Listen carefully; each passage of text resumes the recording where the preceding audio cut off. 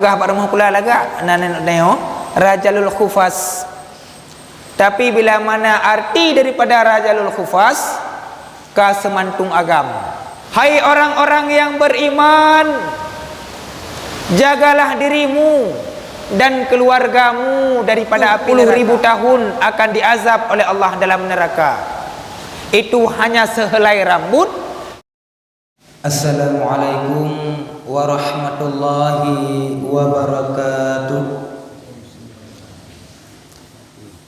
Alhamdulillahi rabbil alamin, wassalatu wassalamu ala sayyidina Muhammadin wa ala alihi wa ashabihi ajma'in.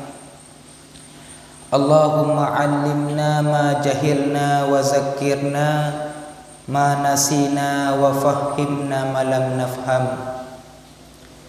Hadirin yang dimuliakan oleh Allah, mari sama-sama kita memuja dan memuji Allah.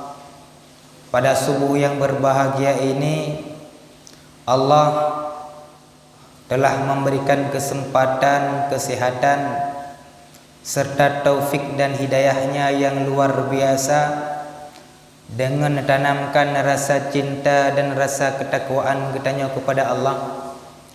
Walaupun dalam keadaan hujan, tetapi semangat ubudiah kepada Allah Subhanahu wa taala tetap kita tunaikan. Salam dan salam kepada Nabi besar Muhammad sallallahu alaihi wasallam, kepada keluarganya, sahabatnya sekalian. Ta'zim yang Tuan muliakan kepada imam besar masjid, juga kepada abi, kepada walid, abadi, abun, segenap gure-gure ulun tuan yang dalam jamaah pengajian yang dimuliakan Allah. Juga teristimewa kepada kaum mak dan kaum bapak yang alhamdulillah pada subuh yang berbahagianya getanyo masih bisa mengikuti aktivitas seperti biasanya, yaitu mengikuti pengajian ba'da subuh. Hadirin sidang jamaah pengajian yang dimuliakan Allah, mungkin pada subuh yang berbahagianya getanyo ulang kaji atau getanyo renung kembali tentang kewajiban terhadap kita sebagai orang tua. Dikarenakan di saat kita telah menjadi seorang ayah ataupun di saat kita sudah menjadi seorang ibu, ada kewajiban yang disyariatkan oleh Allah Subhanahu wa taala kepada kita, yaitu dengan mendidik dan mengajarkan pelajaran-pelajaran yang baik serta adab terhadap anak-anak kitanya. Di saat anak kitanya tak ajarkan tentang ilmu pengetahuan agama, tentunya terhadap anak kitanya mendapatkan 5 buah keuntungan besar daripada Allah. Bahkan anak kitanya akan menjadi cahaya mata dalam kehidupan kitanya. Namun sebaliknya, bila mana terhadap anak kitanya tiada kita ajarkan ilmu, tiada kita ajarkan adab, tidak kita tanamkan ilmu pengetahuan agama di dalam dadanya, sungguh anak tersebut akan menjadi musuh dalam kehidupan kitanya. Bahkan di yaumil kiamah dia juga akan menjadi musuh pertama teman di uro kiamat. Kenapa? Karena di dalam dada si anak itu tidak ada ilmu pengetahuan agama. Bahkan tersebut dalam kitab Tanbihul Ghafilin Arab, ada penyebab-penyebab yang bisa menyebabkan orang tua durhaka pada anaknya. Cuma marak yang getanyo tupu, yang getanyo ketahui, yang bahwasanya hanya si anak yang akan durhaka kepada orang tuanya. Akan tetapi ada tersebut dalam sebagian kitab, orang tua bisa juga durhaka dengan anak dengan 3 faktor. Faktor yang pertama, sira urang agam tatkala dijadikan sebagai istrinya, perumah bukan urang yang saleh, kan urang yang taat. Nyan sira ayah durhaka. Bila mana yang dijadikan sebagai anak mak daripada anak urinang yang hana taat. Bahkan menan karena aktivitas yang dilalui hari demi hari, waktu demi waktu oleh si anak, banyak sekali dihabiskan waktu dengan mak. Man menyemak hana soleh, menyemak bukan ahli ibadat, mamaknya bukan orang yang memiliki ilmu pengetahuan. Bagaimana dia mendidik anak kita di rumah. Sedangkan ibu adalah madrasatul ula terhadap anak-anaknya. Sedangkan kamu ayah bengah berangkat support di kamu muo. Kadangkala tatkala mutubit bengah anak golom jaga, watai kamu wo anak katengut kembali. Kapan kamu didik? Maka hal yang pertama, sira urang si je kedurhaka gara-gara hana gepilih urang inang yang soleh yang akan menjadi ibu daripada si anak. Cuman di saat lagi tanya kasalah pilih permoh tanya bukan daripada kalangan orang yang ibadat kepada Allah, bukan di kalangan orang yang memiliki ilmu pengetahuan agama, maka kita beri ilmu, kita ajarkan supaya mangat gedoh. Kemudian penyebab pertama urang si durhaka kepada anak, tabuh nan hanagot kepada anak. Nama nan anak hanagot tersebut di dalam kitab Tanbihul Ghafilin pada masa sahabat, yaitu Khalifah Umar bin Khattab. Salah seorang anak gebuhnan Rajalul Khufas, semantung agam. Watai tacik makna terpegah pada rumah pula lagak anak-anak dayo Rajalul Khufas. Tapi bila mana arti daripada Rajalul Khufas ka semantung agam. Bila mana lagi tanya hanagot tabuhnan anak, maka juga akan menjadi durhaka.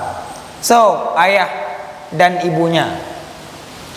Penyebab yang ketiga yang menjadi orang tua durhaka kepada si anak, gara-gara tidak kita tanamkan ilmu pengetahuan dalam dadanya.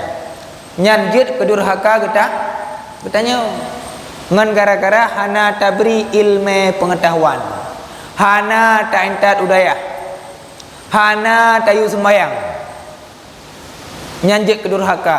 Maka wajar tak kala realita yang terjadi dalam kehidupan, baik yang ada di Aceh, lebih-lebih lagi yang ada di luar Aceh, di saat seorang anak menghakimi orang tuanya, bukan hanya membentak, bahkan membunuh ayahnya, membunuh ibunya. Jangankan dia menjadi babi, jangankan dia pegah je kebui, di saat dipohmak mencikok jarau hana. Tapi jamun-jamun di saat tanya durhaka kurungsi, anak pun tak sisian. Anak sira urungsi kuramat ba anak, sira gure kuramat bakmu, bak murid. Jamun bila memang tapah urungsi itu kondang-kondang je kebui. Tapi jino jangankan anak je kebui mencikok jaro hana. Isi pak mak memukui nakihan. Kenapa demikian? Karena orang tua lebih duluan durhaka pada anaknya ketimbang anaknya durhaka kepada orang tuanya. Maka oleh karena itu Allah Subhanahu wa taala memberi kewajiban ataupun mensyariatkan kewajiban terhadap kita orang tua untuk memberi ilmu pengetahuan.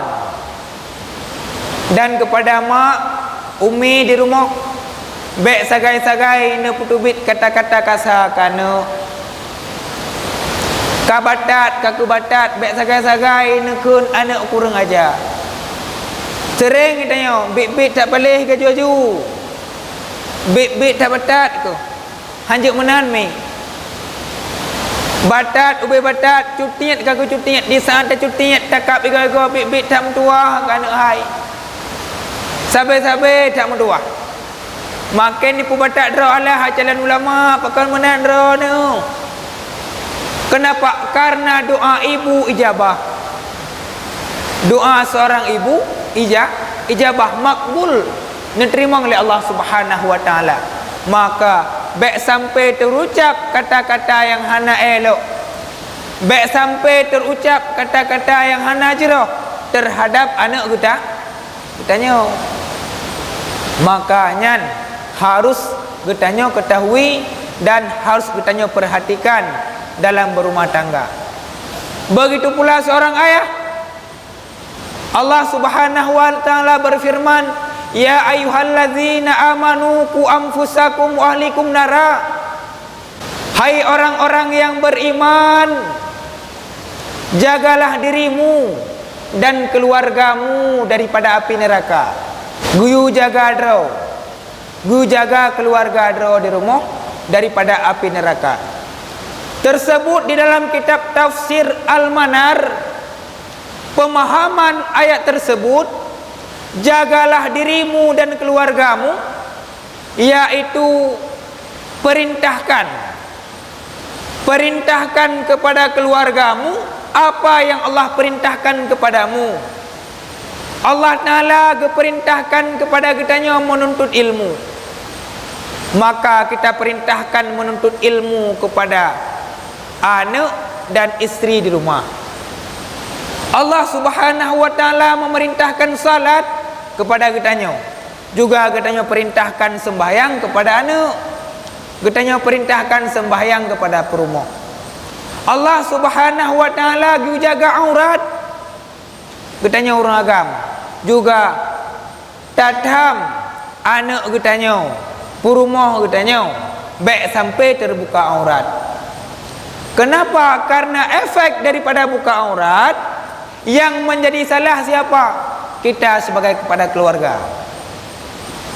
Tanya sebagai suami akan menanggung segala dosa yang dilakukan oleh isteri. Si ono urang inang deh 70.000 tahun akan diazab oleh Allah dalam neraka. Itu hanya sehelai rambut yang kepeduh leurinang. Coba kita bayangkan bila mana perumah tanya saudara kitanya, saudara kalain kan. Adik kitanya kana lakonya kasurah lakoi. Nyo yang kitanya pimpin.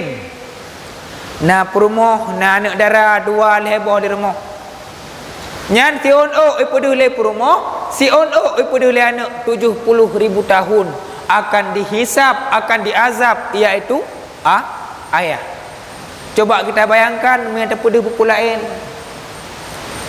Dubuk mi han sampai ser, han sampai rindu tu, han sampai musyahwat tak kala urinau. Coba kita bayangkan bila mana le urinau tanya apa-apa kepada. Kibang kepada mi menyana iri dikasih bineh-bineh jalan lening kebanyakan urinau semerah. Kadang-kadang nak getuk boleh tapi hana pakai luwu dalam. Nyan urang pa gede luar. Lewat urang yang lewat ke kalen pa perumah tanya. Itu akan menjadi lebih dahsyatnya azab daripada Allah. Lebih-lebih lem kadang-kadang urinang mi ne pakai baju daster rayuk taku. Ne belau ungkut, bak tangiang ungkut, deh pupu yang nak. Siapa akan dosa? Suami. Kenapa tidak diajarkan? Kenapa tidak diperintahkan dan tidak dilarangkan apa yang dilarang oleh Allah Subhanahu wa taala kepada kita? Kemudian tersebut dalam penafsiran yang lain mengenai tentang ayat ya ayyuhallazina amanu qu anfusakum wa ahlikum nara, jagalah dirimu dan keluargamu. Apa makna di sini? Oh jagalah, berarti ajarilah dirimu dan keluargamu murno. Getanya uragam mojek murno dan purno anu dan purmo. Kahanase paruh bak majlis ilmu surah purmo tanyo. Anak tanyo intat udayah, anak tanyo intat bak balai pengajian supaya getanyo terselamatkan daripada api neraka. Olehan mi ron betul-betul taat kepada suami. Bahkan bertaat karena apapun dosa yang dilakukan oleh ron terbeban terhadap suami di rumah. Hana butuh ini sembahyang, so salah dosa hana butuh sembahyang ron ke puduk ada rumah. Dosa ron puduk aurat terbeban juga ada puru olako.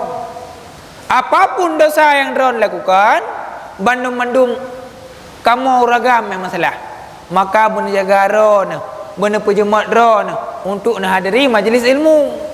Sikrek-krek terketuk hati tanya untuk menuju kepada perbaikan dan baik bantah-bantah suami di rumah mi. Rek tak jasa orangnya bah tanggung dosa mi.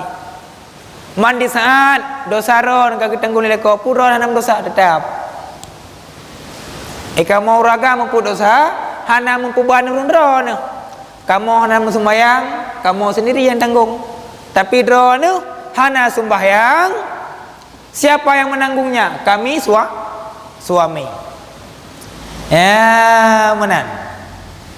Diriwayatkan bahwa di hari kiamat anak atau istri yang tiada diajarkan kebaikan oleh bapaknya atau oleh suaminya hingga mereka itu melihat siksa, maka mereka balik mendakwa atas mak, bapa atau suami. Bermula inilah hadisnya daripada kitab Ihya Ulumuddin. Awwalu ma yata'allaku birrajuli yaumal qiyamati ahluhu wa waladuhu fayuqifunahu baina yadayillah fayaquluna ya rabbana khudh lana bihaqqina minhu fa innahu ma'allamana ma najhalu. Artinya mula-mula bergantung pada seorang di hari kiamat, iaitulah anaknya dan istrinya pada hadirat Allah Ta'ala. Maka berkata anak istrinya itu, hai Tuhan kami, ambil hak kami daripadanya, sebab bahwasanya ia tiada mengajarkan kami barang yang tiada kami ketahui. Tersebut dalam kitab Ihya Ulumuddin. Orang yang pertama menggantung tumang roh kiamat, mangat depegah yang mumat bak ija kerong kutanya tuman wateu roh kiamat kan orang lain, yaitu anak ngempurmoh.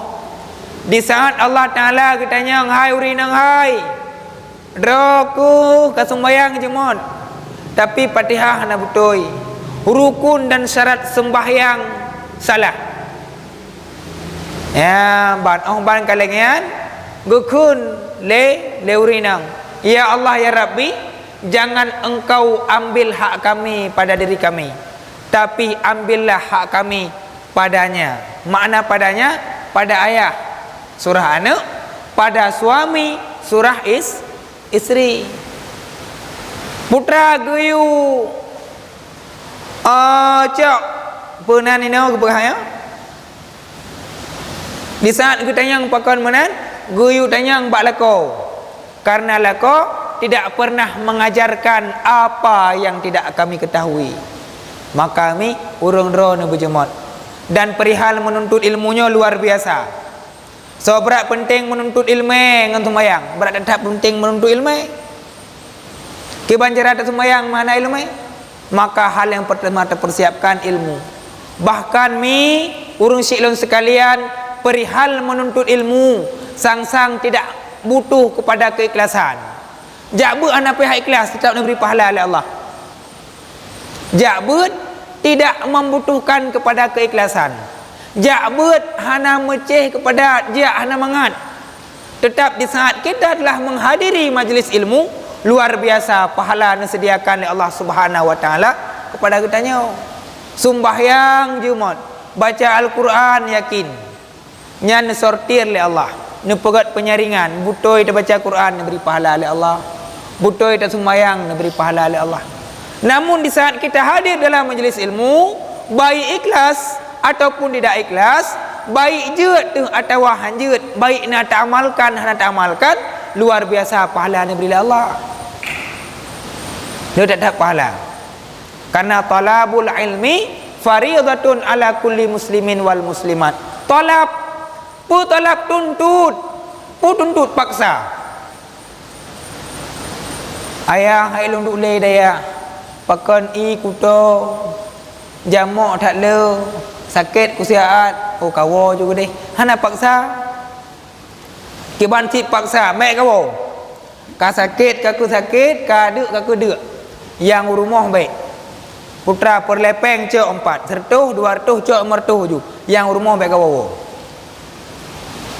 dan penani peng yang tertubit kepada anak ijak buat yang luar biasa pahala neberilah Allah bahkan ke ganda-ganda termasuk katanya orang yang bantu orang buat baik terlintas dalam benak fikiran tanya bantu memecah tak tajuk ke masjid bantu memecah tak tajuk tak sedekah ke orang lain hakikat bantu letak pahala neberilah Allah iaitu tak bantu anak dan perumah di rumah tak bantu orang si letak pahala maka kami penting tak bah menuntut ilmu penting tak dan letak pahala yang beri Allah. Berarti urang abi watai ketung sembayang melam kulah kabutui tanya model cerelup tapi yang salah lah dong getung sembayang bakmon ngantima tret geplay di nak nyan sang mahana salah long tersebut dalam kitab Mandu Talibin masalah dapat memudaratkan air menyadari hina geplai kena dapat memudaratkan air kibansit dari hina kena tapi mialang kulah betul ila sebab ila pemia i taple dari hina taple kena iatuh kena mi masalah dapat memudaratkan air pakan dapat memudaratkan air secara logika tak pegah nya merupakan batasan yang harus tak basuh iya hina le kena sedangkan ina mustamal mustamal ni ai pelai kena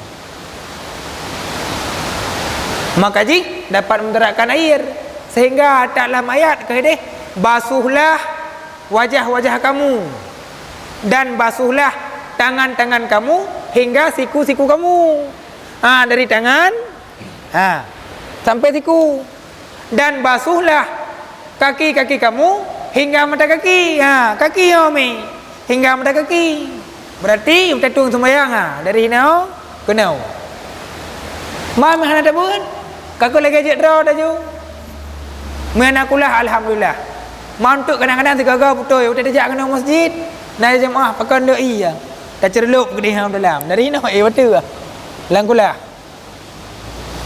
man punya rumah tanya kebanyakan sembahyang di rumah man punya lagian mi perkara ibadah sekian hadanallahu wa iyyakum ajmain assalamualaikum warahmatullahi wabarakatuh.